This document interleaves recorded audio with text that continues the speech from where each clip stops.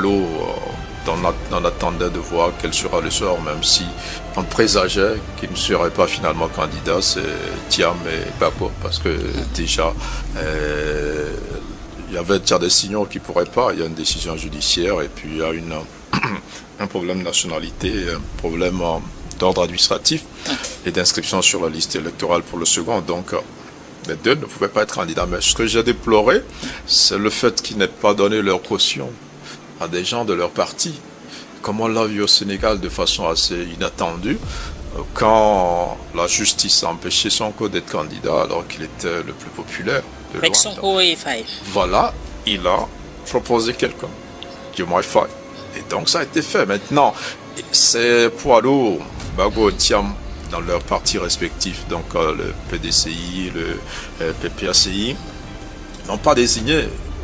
Mais contre... Est-ce que ce n'est pas aussi une stratégie pour appeler peut-être c'est une mauvaise stratégie, soit à voter, soit pour compter sur la confrontation, pour obliger la justice à ne pas faire son travail et laisser le politique trouver une solution politique et permettre ses candidatures.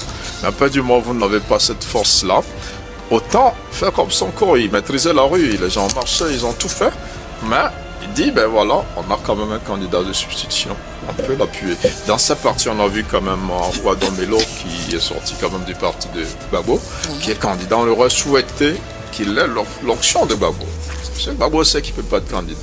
Pourquoi est-ce qu'il ne parraine pas quelqu'un de son parti et lui donne les moyens, la caution morale et politique pour aller compétir en son nom? On l'a vu aussi au niveau de Thiam, où pendant longtemps, Jean-Louis Billon réclamait une candidature de substitution, mais il n'a pas été écouté. Pourtant, les militants savaient que Thiam serait recalé.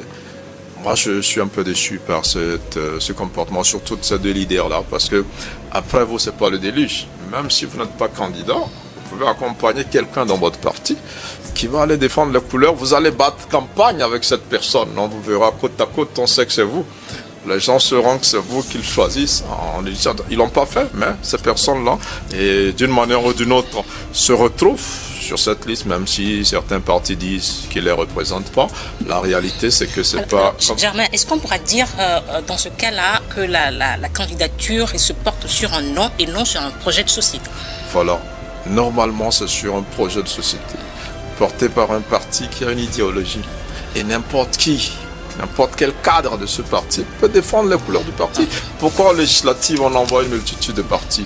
On n'envoie pas le seul président du parti être député dans toutes les régions. Ça veut dire que le parti a une idéologie. Et donc, pour la présidentielle, ça devait être la même chose.